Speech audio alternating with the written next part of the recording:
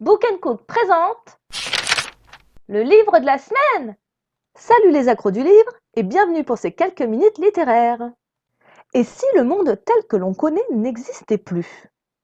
Et si un virus avait la capacité de réduire la quasi-totalité de l'humanité en zombies? C'est sous l'intrigant titre d'Alice au pays des morts vivants que Ménacdar, son créateur, pose les fondations de son roman. Et ouais, car associer le personnage d'Alice, de l'extravagant Lewis Carroll, à des morts vivants relève pour certains de l'hérésie. Apparemment pas pour Ménacdar, et tant mieux j'ai envie de vous dire. En reprenant les codes et les personnages de ce classique de la littérature anglaise, le romancier en fait une revisite mordante et moderne. Oubliez la naïve Alice, faites place à une jeune fille badass au tempérament guerrier. Car au pays des morts, d'où nom donné à New Delhi, après une catastrophe internationale faite de bombes et de bactéries, il ne fait pas bon vivre. Ou plutôt survivre. Appelé le réveil, ce terrible événement survenu 15 ans plus tôt a vu naître dans la foulée notre fameuse Alice. Désormais adolescente, celle-ci vit dans une communauté indépendante entourée de ses parents, avec pour seul apprentissage l'art du combat. Car dans un monde où les zombies, nommés ici mordeurs, représentent la majorité de la population, Alice et sa communauté doivent également faire face au comité central, une organisation composée d'élites régnant sur cette partie du monde. Et comme si c'était pas assez compliqué, c'est lors d'une patrouille que notre héroïne suit un étrange mordeur muni d'oreilles de lapin rose et disparaît. Tombée dans un terrier, elle découvre alors un mystérieux réseau souterrain où les mordeurs semblent se réfugier. Et si Alice était l'élément d'une prophétie? Et si les mordeurs se révélaient autrement? Et si il n'était pas trop tard pour retrouver un semblant d'humanité? Un petit extrait? Quand la reine s'approcha et ôta ses lunettes, Alice sursauta et eut un pas de recul.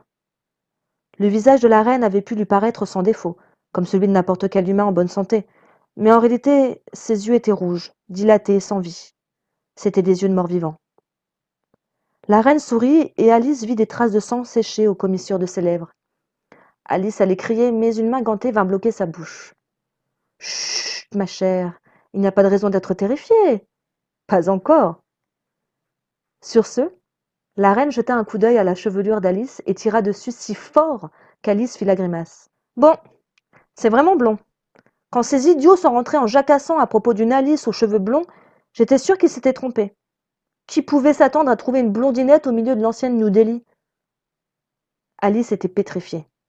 D'une certaine façon, le visage sans défaut de la reine et sa capacité à s'exprimer aussi clairement la rendaient encore plus effrayante que les mordeurs voraces et terrifiants qu'Alice avait rencontrés jusque-là.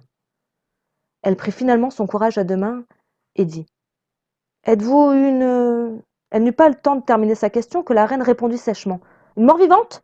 Une femelle mordeur ? Quel autre terme odieux alliez-vous utiliser ? C'est toujours le problème avec les humains. Tout ce que vous craignez et que vous ne comprenez pas, vous le transformez en objet de haine. Tellement plus simple de haïr et de détruire plutôt que de chercher à comprendre. » D'une écriture fluide et abordable, Ménacdar s'initie le premier tome d'une trilogie riche en action et en rebondissements. C'est simple, on n'a pas le temps de s'ennuyer.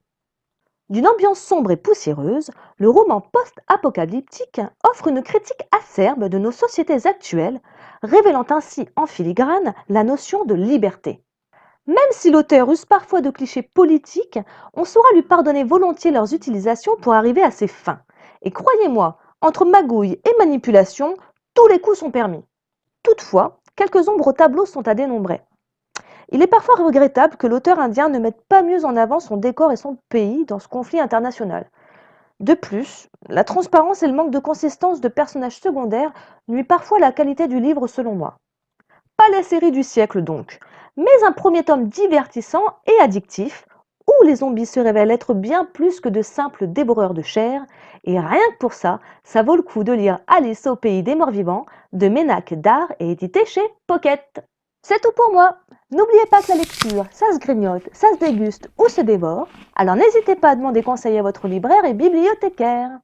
À bientôt pour de nouvelles aventures littéraires sur Z et le blog Book & Cook. Ciao!